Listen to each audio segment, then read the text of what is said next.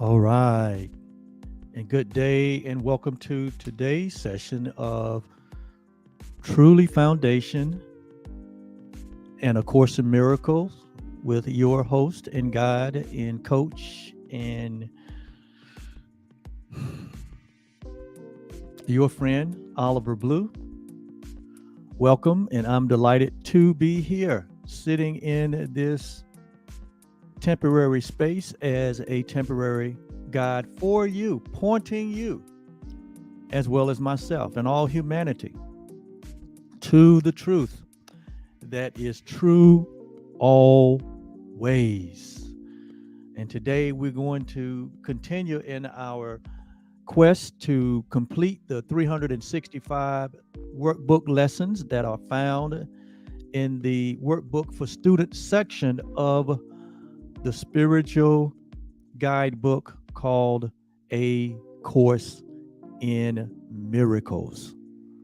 If you've never been exposed to this, what I believe to be one of the most profound writings that have been downloaded since 1977. So it has not been, the resource hasn't been around half a century yet. However, it is here, and I attracted it into my life back in 2005, and it changed my life. It gave me a path to go even more deeper into my relationship with myself, my relationship with God, and my relationship with humanity and all living things, my relationship to the world of form. And it has been this journey since 2005 that continue to expand my awareness, continue to point me to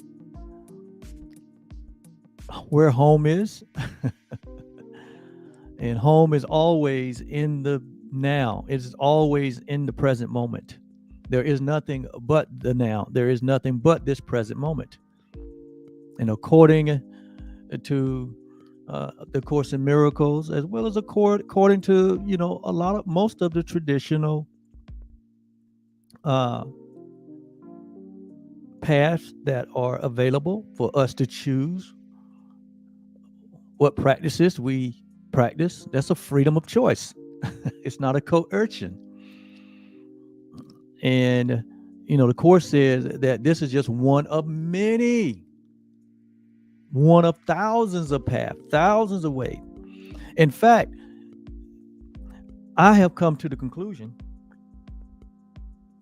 that there are many paths, but all paths leads to the one self that we all share.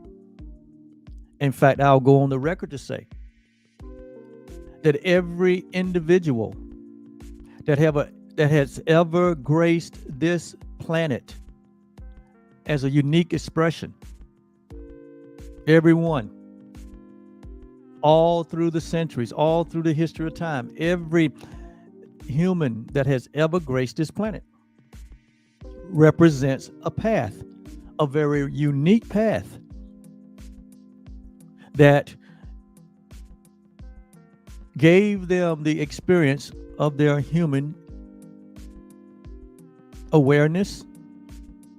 And that same path led them back to the place where I believe that we always remain, and that is back into the heart of our Creator, that we never leave the heart, that we're never separate, that we're never disconnected. We may not be aware or conscious of our connection, of our oneness, of the shared self. We can make a decision to not recognize the truth, but we cannot alter it and we cannot change it. Even in the natural, we see where children deny their parents And parents deny their children in the sense that they disown or disclaim them with words and action. But even those disclaimers or that disowning does not change the fact that the parent and the child are one, that they're inseparable in the sense that one was an extension of the other. It's just a metaphor of our relationship with our Creator. That God or love or reality or truth or the supreme or the universe, whatever words you use to describe the mere fact that there's only one source. Doesn't matter to me what you use. Words can never adequately describe the relationship. They are twice removed from the truth, according to the Course. The truth is that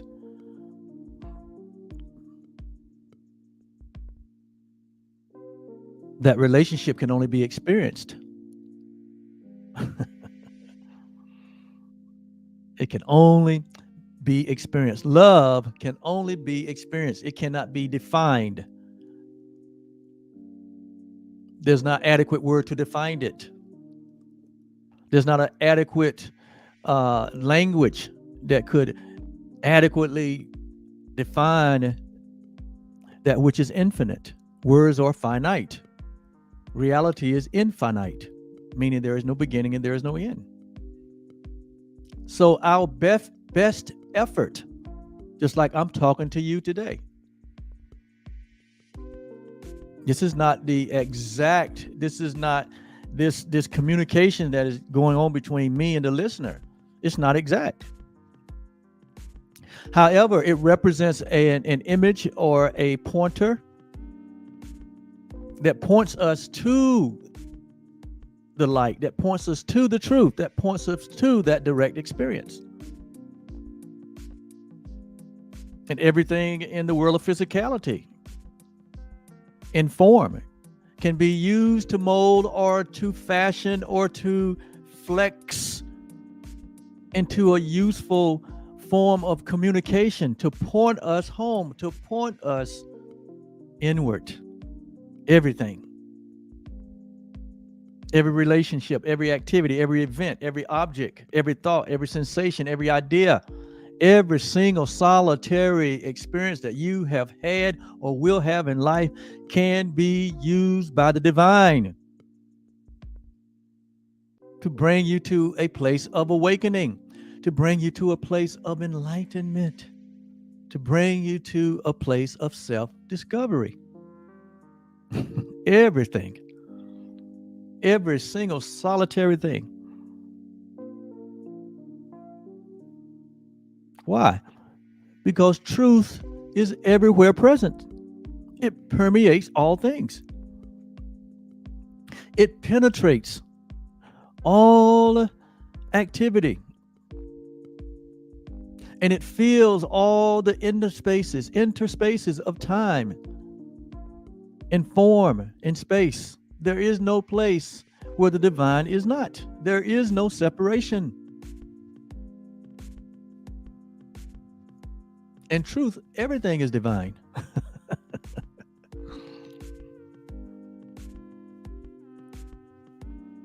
But that can only be seen through the pureness of heart, or what we refer to as Christ vision, or Christ consciousness, or pure presence, or pure awareness. Even the master teacher said it this way in Matthew. He says, the pure in heart. Notice now, he said, the pure in heart shall see God. That's what is meant here. When we look through the purity of our reality, when we look through the consciousness of the infinite and eternal life that is the only life there is, when we see through the lens of our creation, it says that we shall see the oneness that exists, the one thing, the only thing that exists. We call it God, we call it love, we call it the universe, we call it a higher power. We got all kind of names. It doesn't matter about the names. To get caught up in the names, that means that we're still babies. We're still immature. But to be open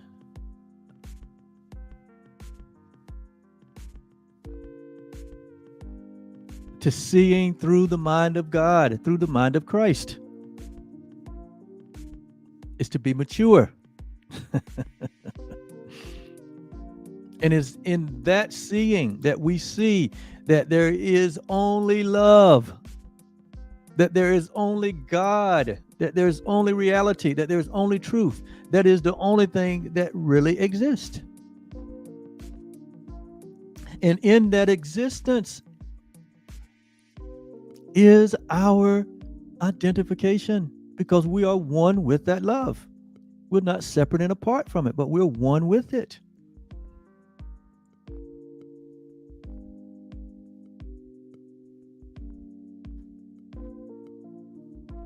And so the pure in heart shall see God, shall see love, shall see the oneness in everything. Because if anything exists, it exists as love.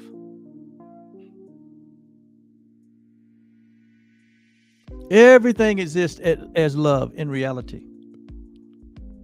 But because we're given the freedom or the free will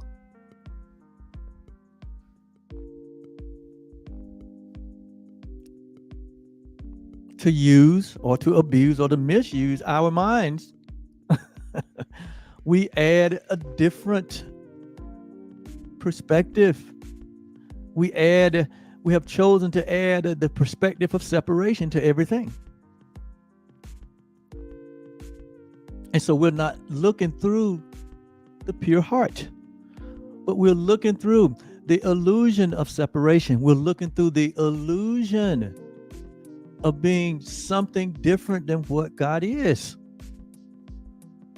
And that's what brings about these ideas of a world, a multiplicity, the idea of individuality, the idea that we are not one, but that we are in this great divide, that there's 8 billion people on the planet. In reality, there's only one of us.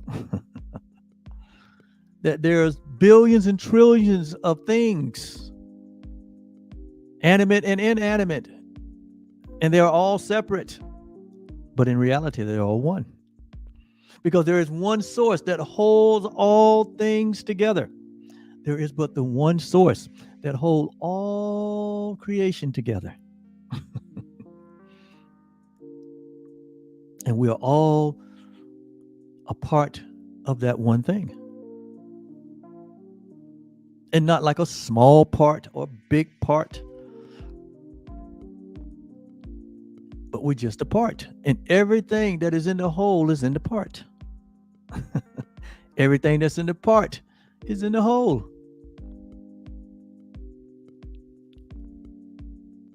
And so when we awaken our minds to begin to think on this metaphysical level, on the level of reality,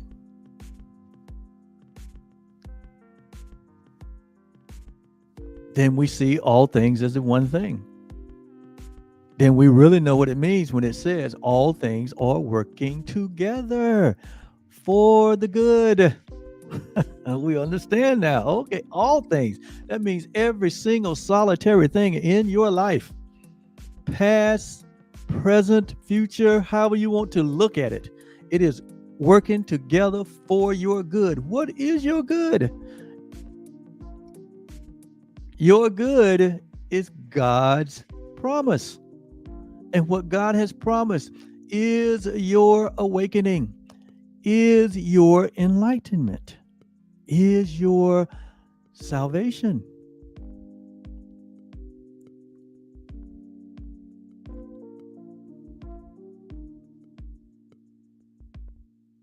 It's known in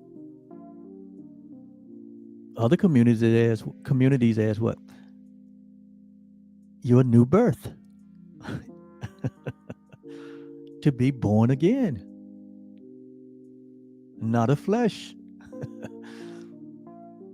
but of the what? Of the reality. Born of the oneness. And that new birth is nothing more than a remembrance of your original state of being. So there's not really another birth, but it's only a remembrance or a recognition that there's only one birth, that there's only one source, that there's only one reality. And we are that.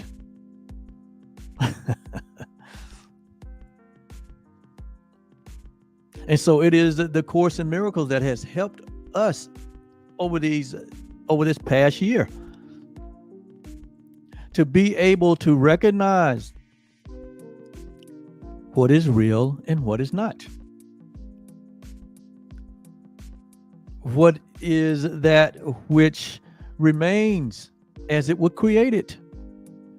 And we have learned that we remain as we were created. That all things are the one thing. And the one thing is all things.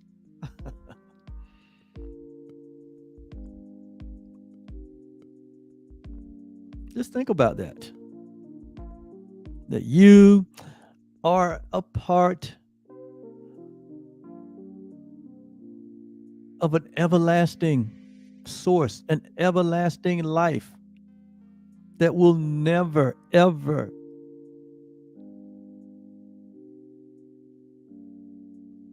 end. And if you try to go back and find its beginning, you cannot find it. Why? Because God is infinite. Love is infinite. And infinity means that what? There is no trace of a beginning nor of an end. So we are part of an endless life, of an endless love, of an endless reality, of an endless truth. No matter how much we tend to resist stepping up to that reality, no matter how much we deny our true identity, we cannot change it. We cannot alter it. You can go to the deepest subterranean, lowest, bottomless level that you could find in your experience.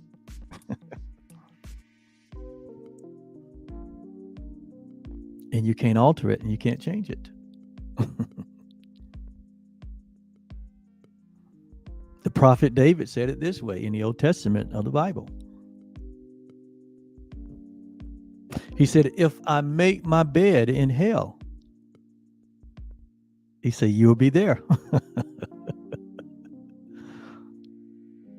He said, if I go to the farthest of galaxies, he said, you're there. So he understood that our reality is everywhere present. There is no separation. You cannot get away from your true self. You cannot. I mean, you can shoot yourself 1,000,000 times. And when I say yourself, you can shoot that body self 1,000,000 times.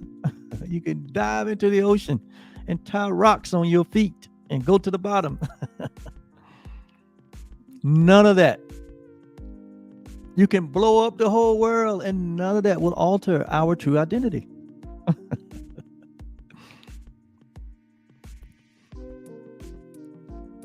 None of that will alter God's plan, God's creation. Because we are God's creation. And we are one with God. So for us to separate from God is for God to what? Deny his very own self. And he ain't gonna do that.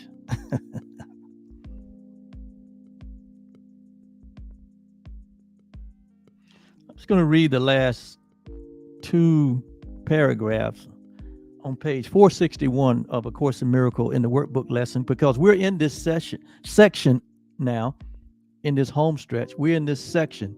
And the way the sections are set up is each section introduces a new idea or a thought of God. And then it takes 10 subsequent lessons and it just breaks it down into 10 smaller lessons. And each lesson just supports the idea or the thought of God that is the purpose for that section. And so we're in the section that says, what is creation? And it starts by saying creation is the sum total of all God's thoughts, in number infinite and everywhere without all limits, that only love creates and only like itself. There was no time when all that it created was not there, nor will there be a time when anything that is it created suffers any loss. So there is no loss in creation. There is no limit in creation. It says, forever and forever are God's thoughts, exactly as they were and as they are, unchanged through time and after time is done. I'm going to go down to paragraph 3. Creation is the opposite of all illusions. All illusions, all that which is not real. Creation is the opposite of that, because creation is real. For creation is the truth. Notice now, I want you to pick up on this. Creation is the truth. Creation is the holy son or daughter of God. In other words, it's saying creation is humanity, not in form, not in time, not in limitation, but what was created before there was time and before there was form. So it says creation is the opposite of all illusion, for creation is the truth. Creation is what God created, which is you and me. Before time, before form, before space.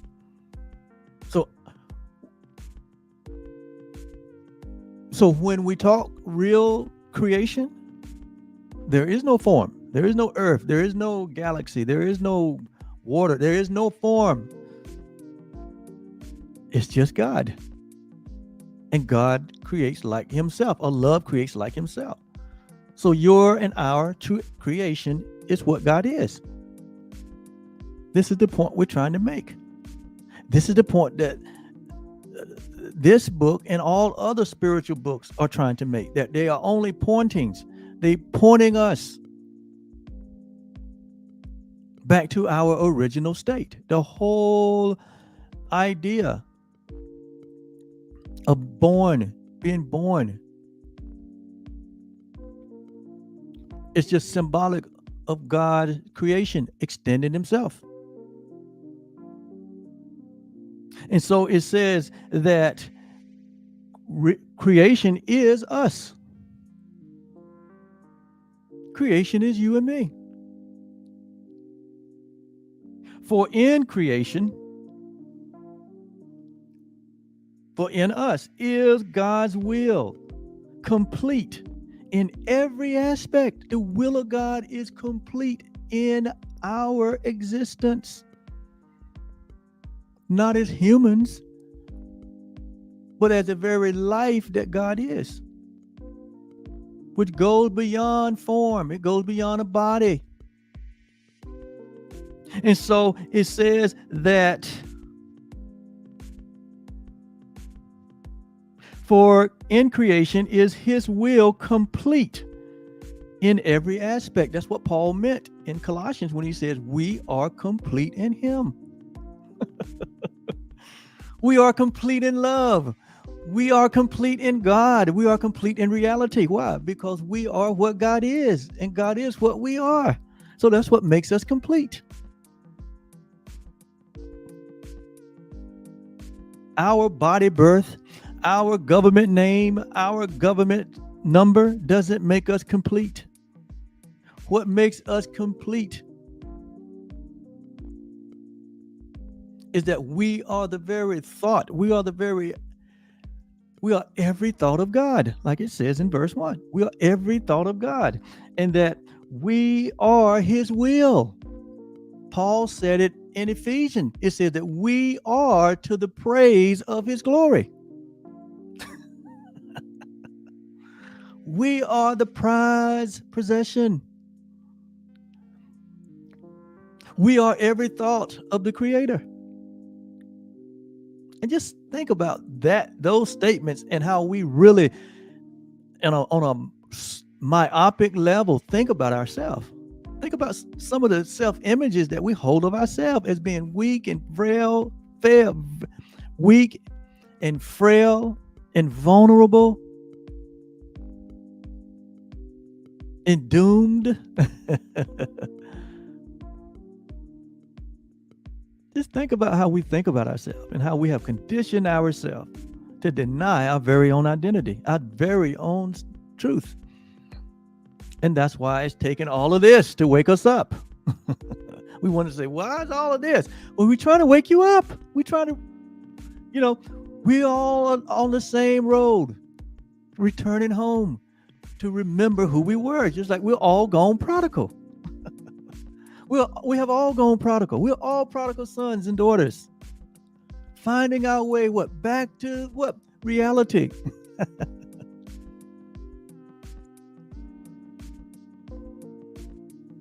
For in creation is his will complete in every aspect, making every part container of the whole. We're all part of the one whole.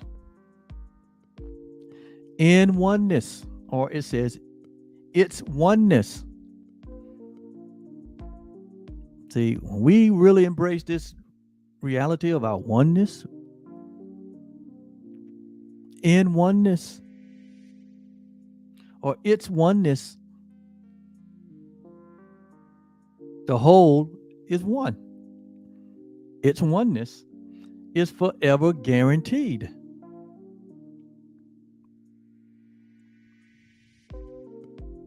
Oneness is forever guaranteed.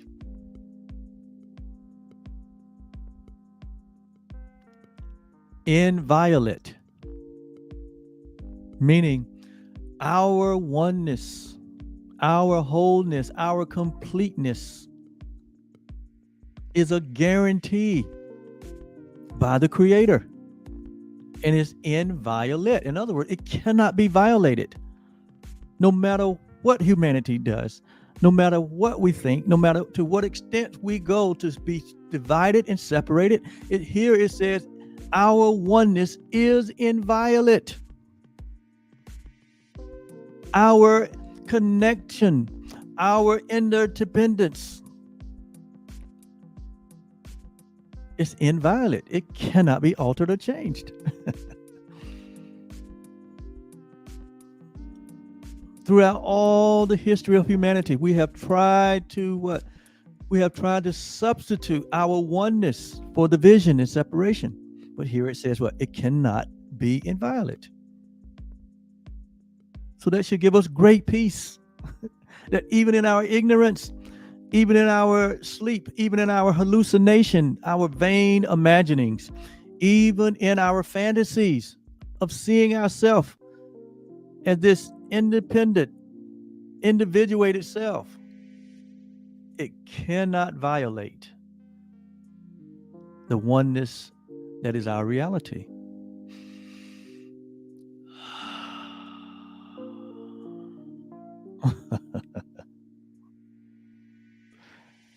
It is forever held within the holy will. Our oneness is forever held within the holy will of God. It is beyond all possibility to be harmed. You mean all of this? You mean all the history of humanity has not changed or altered or harmed or violated the oneness that we share? You mean that all that we did has no true meaning? You mean that we really do remain as God created us and we have not really made an effect on reality? Yes, that's what it means. So that means that all of this is just like recess. All of this is just like play. Exactly. Exactly. And it really becomes a play. It really becomes a happy dream when we wake up to this reality of our oneness with each other and with our Creator, that there's only the one. And I am that. You are that. All humanity is that oneness that cannot be changed or altered. It is this understanding that will bring the awakening, that will bring the recognition that we are indeed the only reality in this world, that we are indeed the light of the world. You are.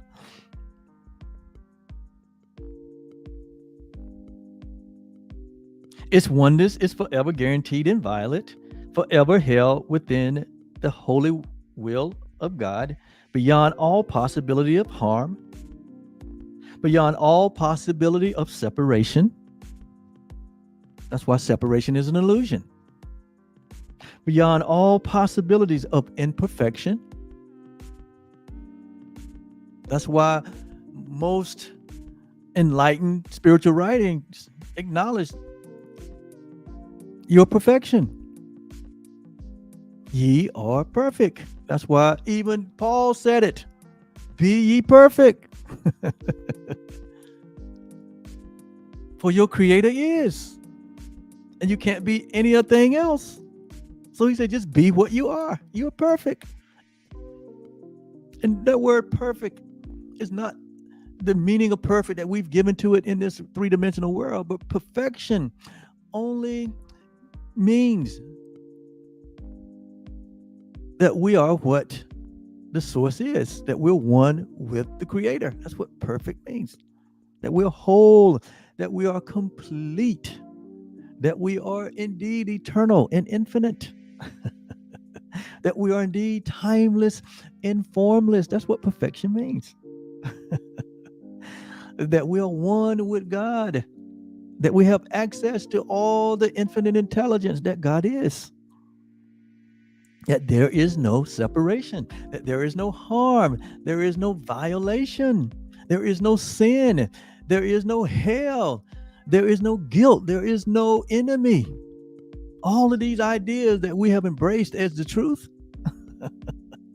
that keeps you in fear, that keeps you in a place of separation, that keeps you in a place of inferiority to your Creator, not embracing the reality that you have equality with your Creator and with all living things.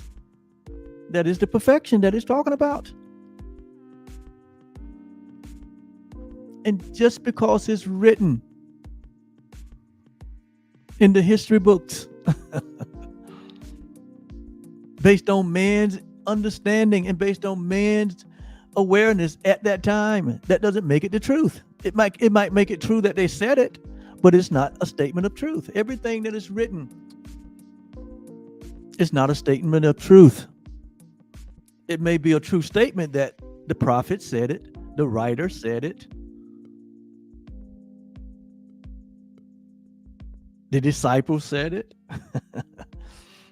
the king said it, the queen said it, Job said it, Moses said it. It's a statement that was said based on their awareness. But you got to think, these men and women that penned these writings, these were uninitiated people. They were not initiated. In other words, their mind was not renewed to the reality of their true identity. So in between them getting a glimpse or a revelation,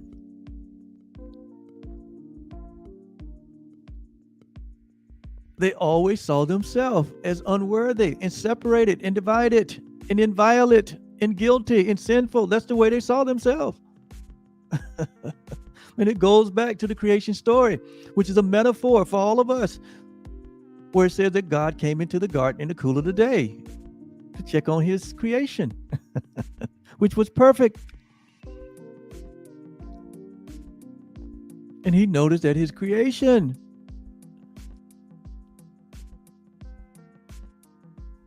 was in hiding. And so he said, Adam, where are you? In other words, Adam, the perfect creation. What's up? We still good? In fact, because he said, Adam, you was very good. God said, everything is very good. And what God said, that's a thought, and it can't be altered. So if God said everything in creation was good, guess what? It's good. Can't be changed, can't be altered. So where did the idea that I'm no longer any good come from? Where did Adam get that from? He entertained a thought or an idea that was not of God.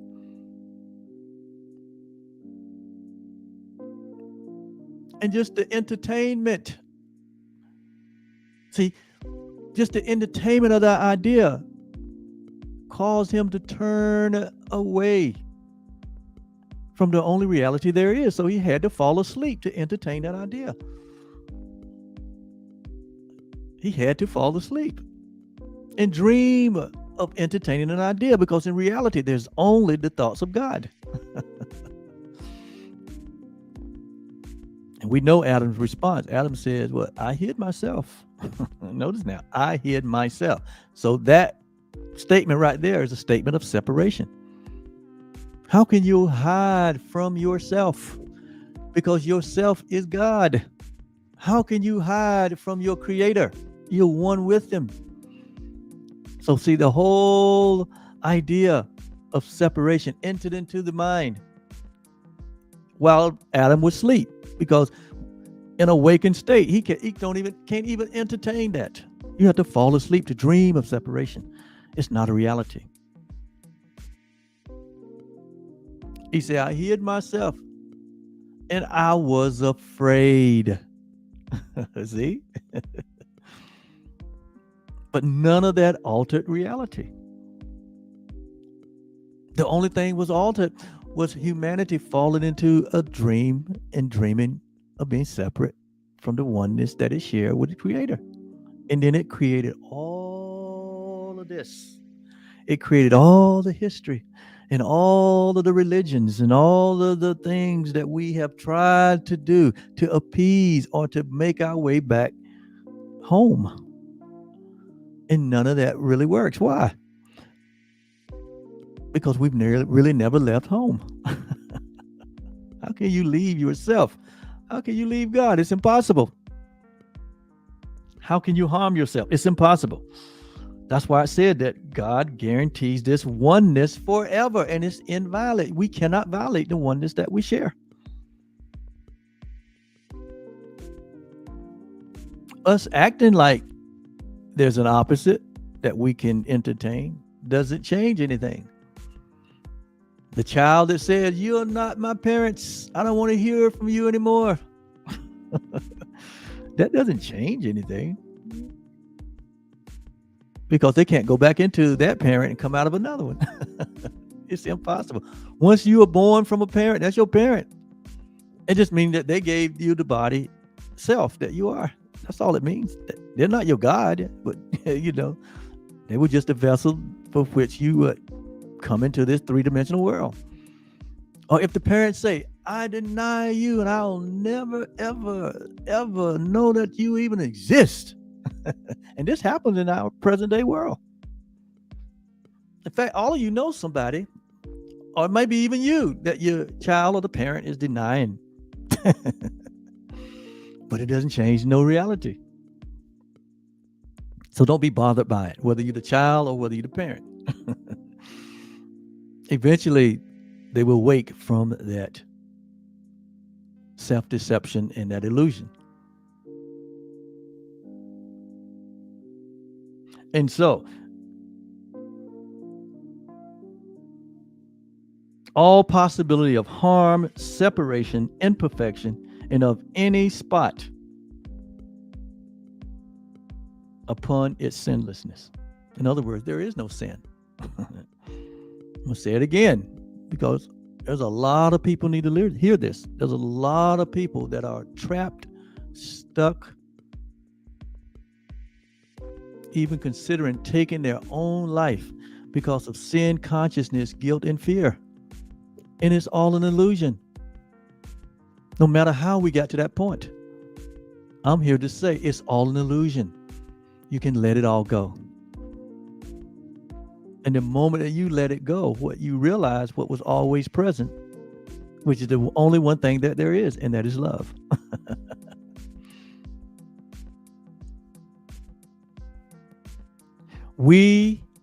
So the conclusion of what creation is, or the answer to the question, what is creation?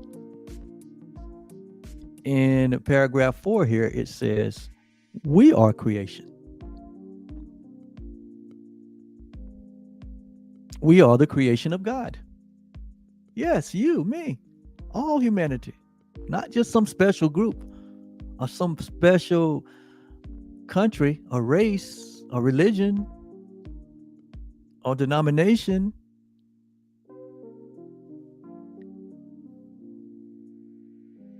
Or political party, or sports team, or artist. All these things that we try to make into specialness. There is no specialness in oneness. There's only equality. So now you understand why all the cray is going on in the world, because we're still trying to perpetuate these ideas. It's called self-deception. And it creates a tremendous amount of pain and suffering and anxiety and fear and sickness and mental and psychological oppression. That's just where it's coming from. It's not coming from as much as what is in our physical world. It's not coming from as much as what you are consuming in your mouth.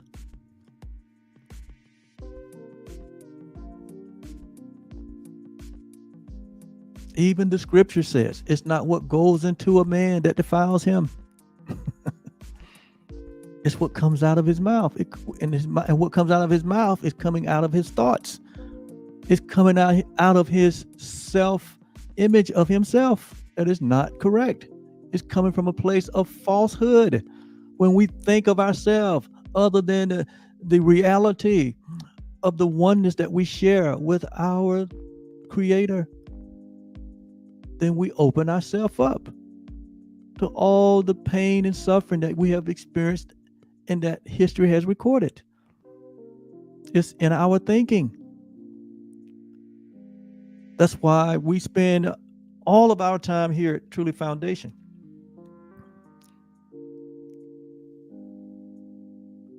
focusing on the thoughts that we think.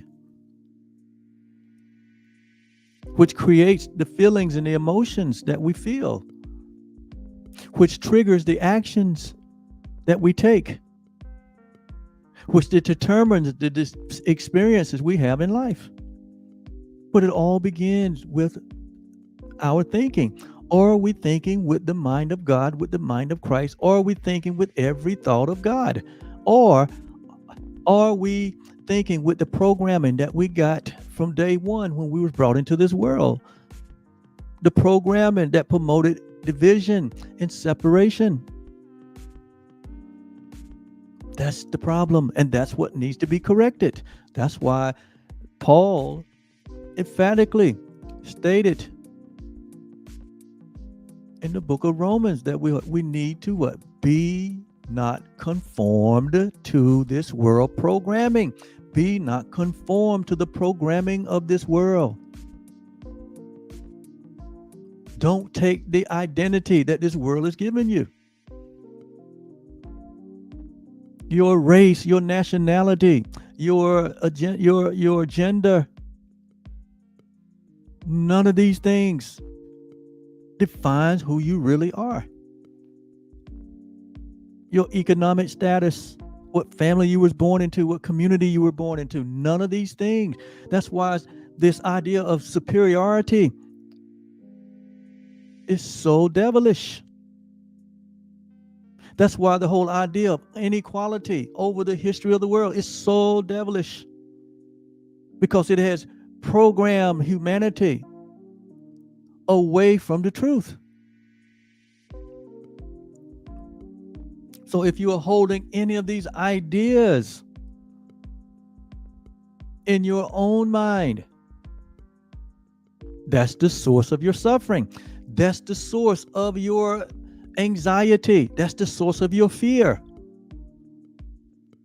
It's not something out there in form. No, it is the formless ideas and thoughts that we hold about ourselves and about each other. That is the source of all pain and suffering. And so we spend all of our time, and we'll spend all of our time helping humanity. Like Romans says, to be not conformed to the programming of this world, but to be transformed. Where? In the mind. Be transformed by the renewing of your mind.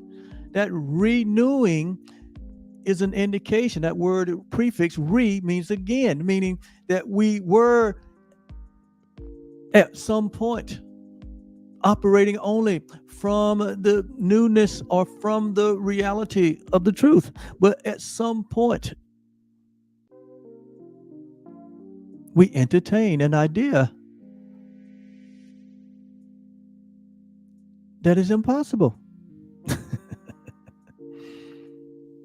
And so we had to fall asleep. And that's why you hear the idea of we need to awake. People need to wake up. That's what we're talking about. This is not waking up from sleep, like physical sleep. No, we need to wake up from the falsehood. We need to wake up from all the self-deception. We need to wake up from all the ideas that are contrary to truth, so that we can really begin to experience who we really are as love, and experience one another as love, that we understand that we are one another. This is real solution. This is real.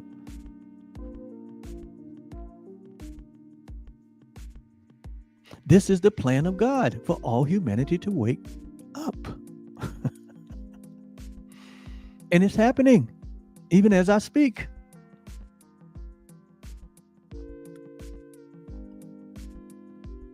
You don't get to decide whether you wake up or not. You may get to decide when, because you may decide, hey, I still want to play the game.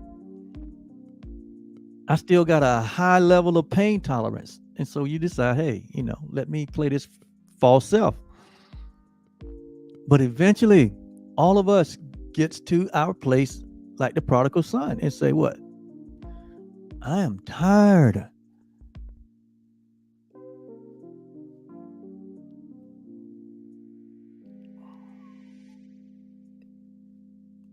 We all get to the place where we come to ourselves. On the end of a self that is limited. And we say, there must be a what? Better way. I'm going back home. And that's the day that all rejoicing takes place. You may not feel it, you may not see it, but that's the day. When we say yes to the return to ourself.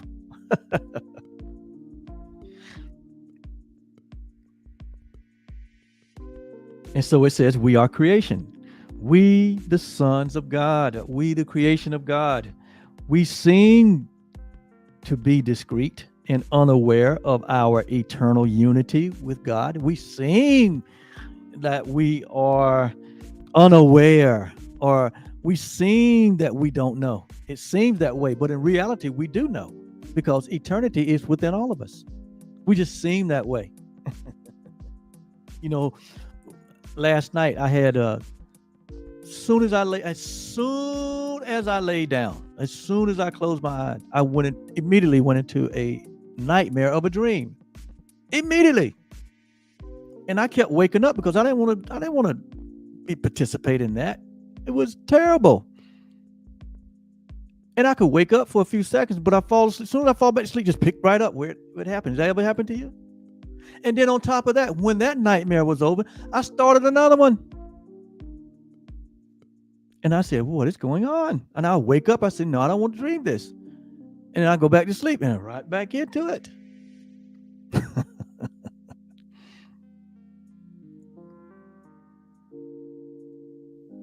A dream of disunity, a dream of separation, a dream of being harmed, a dream of change, a dream of opposites.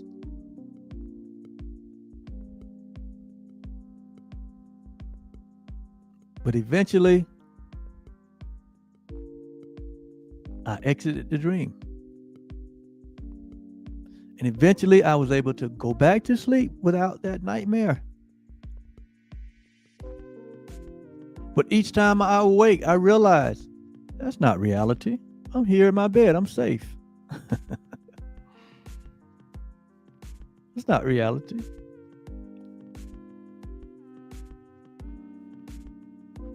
Now, of course, I asked the question, what is this for? Right? So, because there's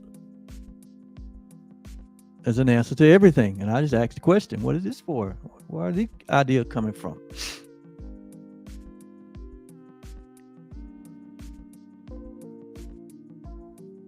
So we can be unaware of our unity, of our oneness, but we can't change it. Yet back of all our doubts,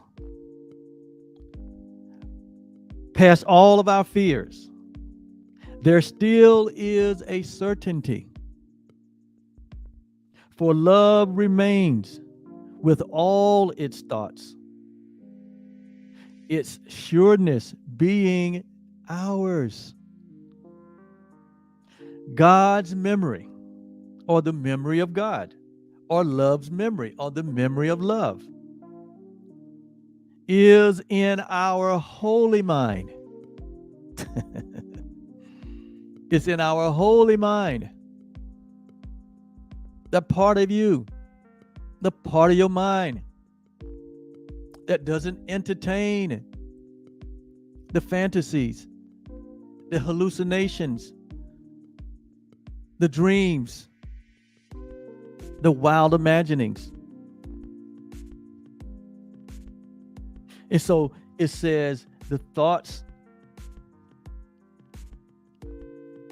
which are the memory of God is in our holy minds, which know their oneness and their unity with their Creator. So that's a part of you behind all of the trash, behind all of the facade. that has not ever been touched by all of the foolishness. And it is sure, it is certain, it knows all things, it knows the truth.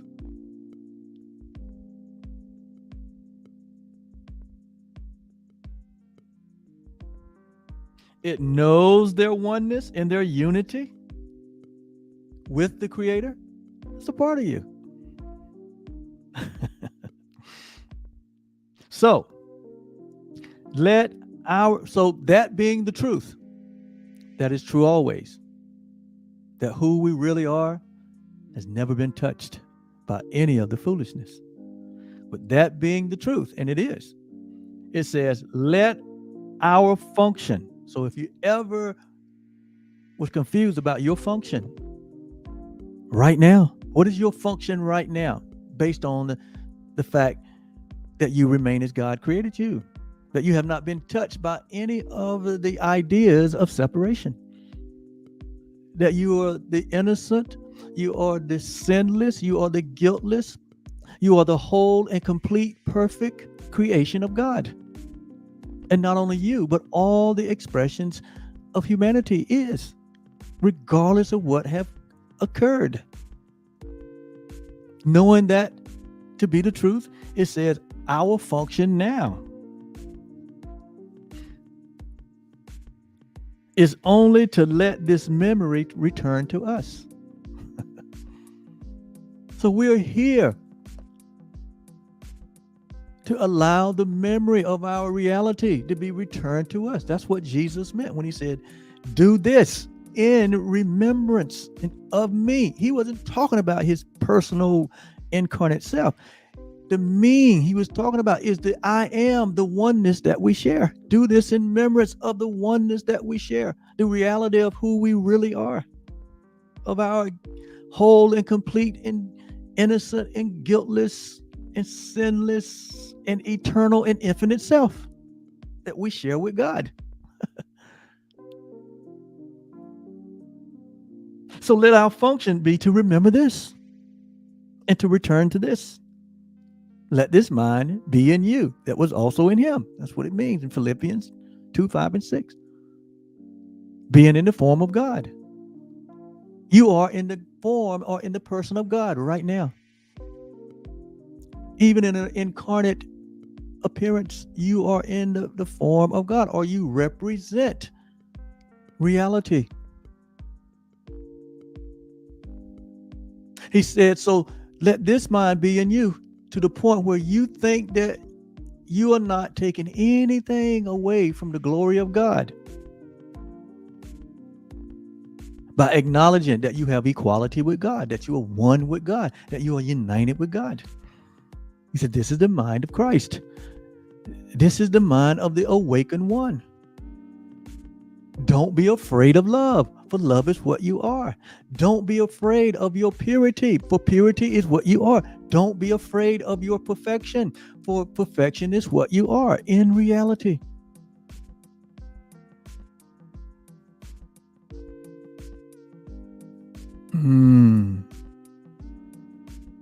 Let our function be only to let this memory return. Let our function be only to let God's will be done on earth. What is the will of God for you and for all humanity? It's the awakening. So our life should be here for the grand awakening. When we wake up, now we're here for all those that remain asleep, those that are still laboring and suffering under the mental torment of separation and division. Those that are still trying to leverage separation in a world that is sick and filled with anguish and anxiety.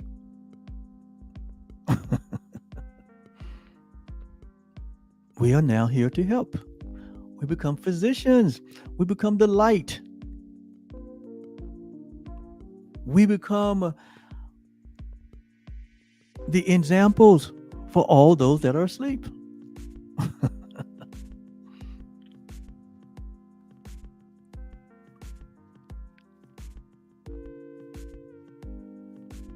Because there is no wholeness until all is one and one is all. That's what Jesus meant when he said he leaves the 99 to go and get the one. Why? Because without the one, there is an idea of separation. God demonstrated the reconciliation of all in Christ when he said he was reconciling the world back to himself. Every single solitary thing has been reconciled back into the one thing. So our function is the remembrance, is the return. Our function is the will of God done on earth. Let it be done on earth as it is in heaven.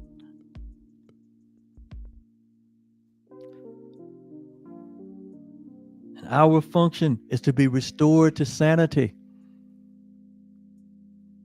We've seen the unsane, we have seen insanity in this world. But it's been returned to sanity as we awaken to the truth. It won't be legislated. It won't happen through inoculation. It won't happen through a pill or a needle. It won't happen through all these other ways we've tried to save ourselves. It's only going to happen through the awakening, through the recognition of your true identity as God, as one with God, never to be separate, and to be but as God created us. That's our function. The remembrance, the will of God on earth, the restoration of our sanity, and for us to be but as God created us.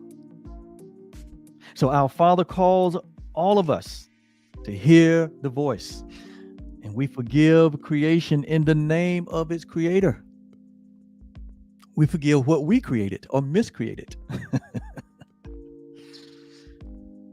In the name of our creator, in the name of holiness itself, whose holiness his own creation shares, that we all share, whose holiness that is still a part of us.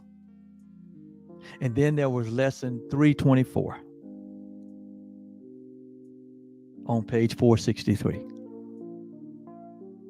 And lesson 324 says, I merely follow, for I would not lead. So, Father, you are the one who gave the plan of our salvation to us. He gave the plan of salvation. There's only one plan of salvation. And that plan is God guarantees that all humanity, all his creation, every thought of God will eventually waken to every thought, to every reality. So you don't have to worry or fret about whether someone is going to be in heaven or in hell, or whether someone is going to, your loved ones. You don't have to fret. You don't have to be concerned about any of that. God has guaranteed when he could swear by no greater, he swore by himself. He made an oath to himself that surely he has blessed us.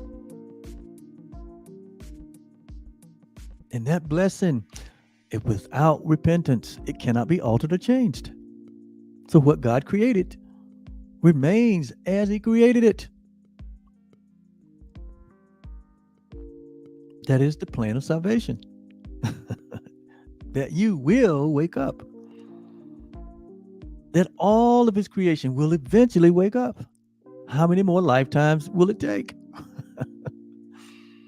I don't want any more. I like to say, this is it for me. There's no coming back. I embrace the reality of my truth, and I forgive all all the rest. I take the truth and I forgive all the rest.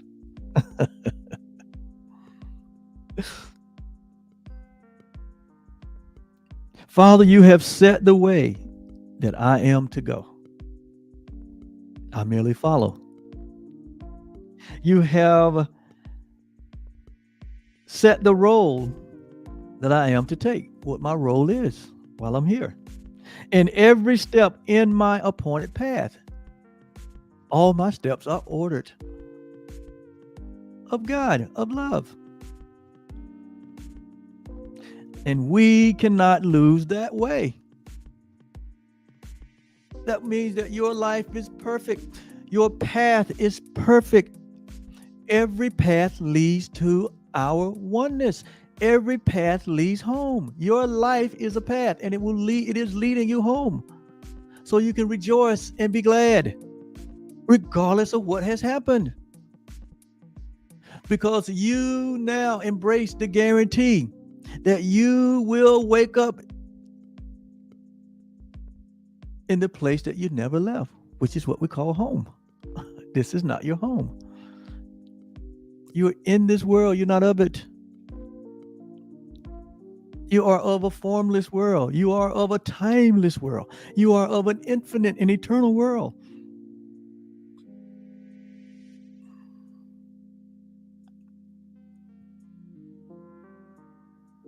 We cannot lose the way, because every path is the way. Your life is perfect. Your path is perfect, just the way that it has unfolded. But know for certainty and know for sure, as you remember the truth, none of that matters. The past is an illusion. The past is an illusion. Know that there's no concern or anxiety about the future, because you have a guarantee. You have a promise. You have an oath. And God cannot lie. Love cannot lie. Your loving voice, the voice that speaks for love, the voice that speaks for God, will always call us back and guide our feet aright. Our brothers all can follow in the way that we lead them. Yet we merely follow in the way to you as you direct us and would have us to go. So it is God that is within you. It is love that is within you to will and to do of his good pleasure. And his good pleasure is love. His good pleasure is your glory. So let us follow the only one who knows the way. We need not to tarry. We need not to hesitate. We need not to faint. We need not to give up.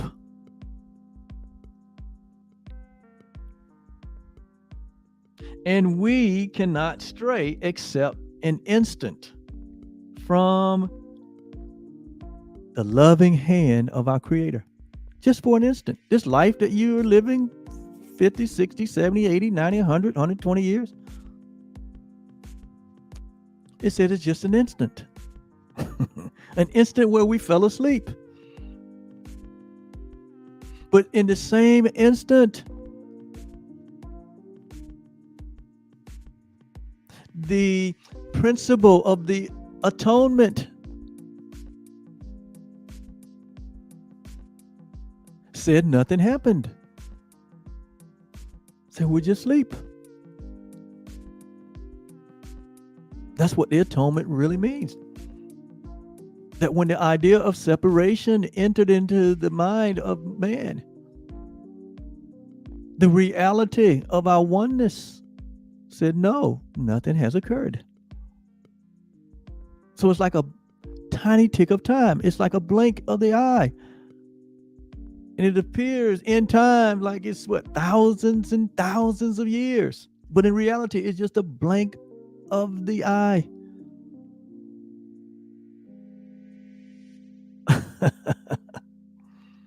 When you are shed from the limitations of time and space, you will understand this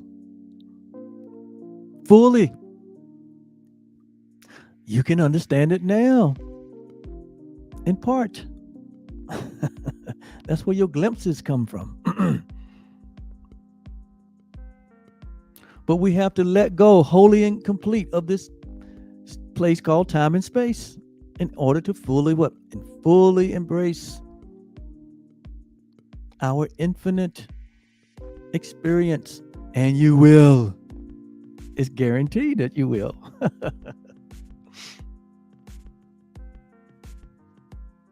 We walk together, for we follow him. We're all on a return journey without a distance, all of us, regardless of what stage or what condition of your thinking is. You're returning. You're waking up. It might be a nightmare. It might be an insane experience, but you're waking up. And it's only that way because we resist. Where there is no resistance, we become fully awake. Where there is still resistance, there's pain and suffering. And we can let it go at any moment. It's our choice. It's not a punishment. No, when you hold on to fire, it burns. When you stick your hand in water, it wets. It gets wet. When you hold on to the idea of a false self, it can be an insane experience. And we all know that. And it is God, it is love who makes the ending sure and guarantees, here it is, and guarantees a safe return home. He guarantees it.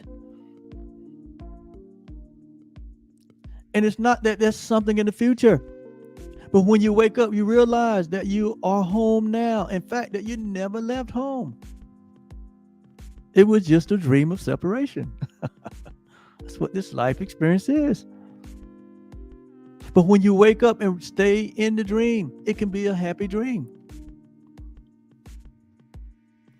Because you become the light of the world. You should have more fun than anyone. You should be more compassionate than anyone. You should be more loving than anyone. You should be more forgiving. You should be more considerate than anyone.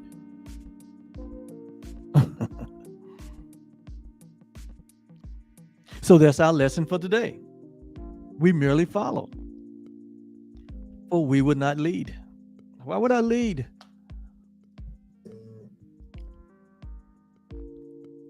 When I don't know the way.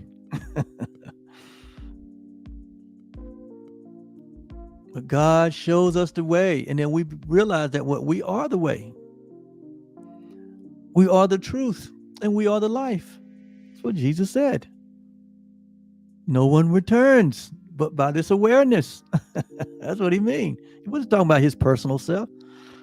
When he said no one, he said, I'm the truth, the way, and the life. No one gets to the Father but by me. He wasn't talking about his personal self. He was talking about the one I am self that we all share. The knowing of the self.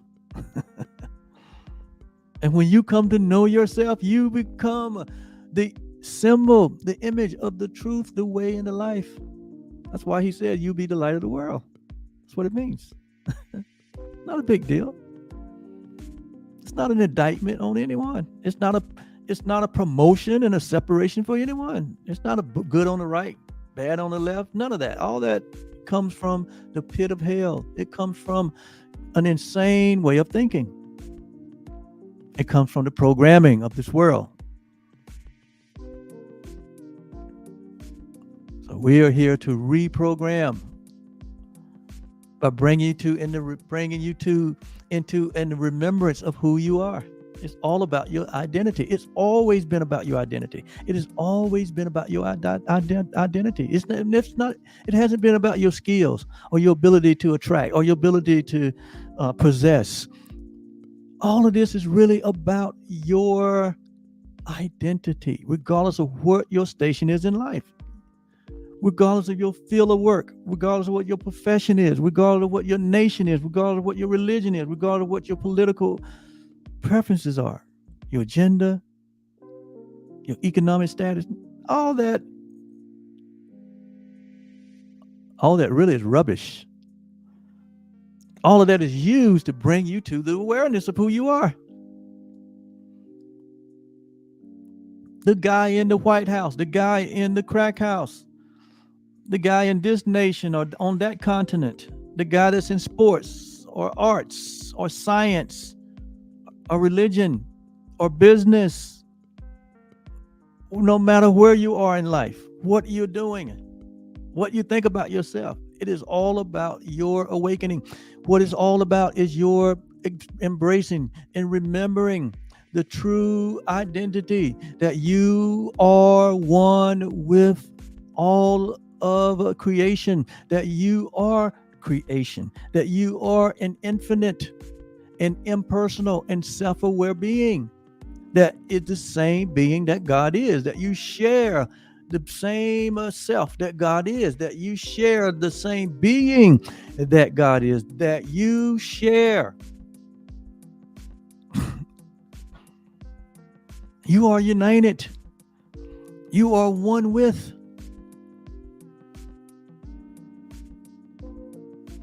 You're not in addition to, but you are one with life. You are one with all that is love.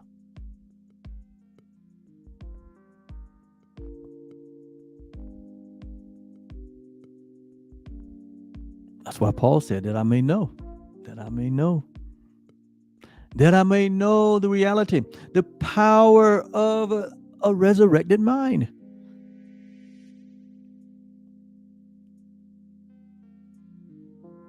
That I may know him and the power of the resurrection. It's the resurrection of your mind. Because when your mind wakes up, it's like a resurrection. You return to the newness. You return to the renewed mind, the renewed way of thinking. You return to every thought of God.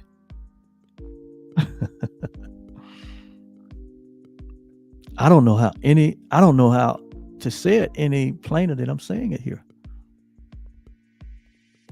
But I'm going to say it as plain, as simple as I can say it until I finish my assignment. Because we are here to awaken to these truths. We're not here to be separate and divided, but to become aware of our oneness, the one love that we share. I'm going to say it. Here at Truly Foundation, that's why we say truly. That's why we call this whole vibration, this whole platform that we have created, we call it truly.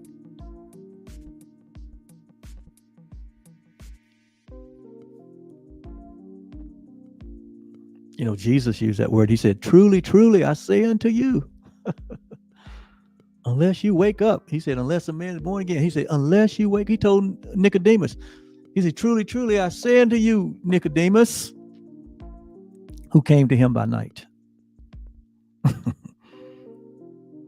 Unless you are born again. Unless you awake to the vibration of the Spirit. He said you cannot experience the kingdom.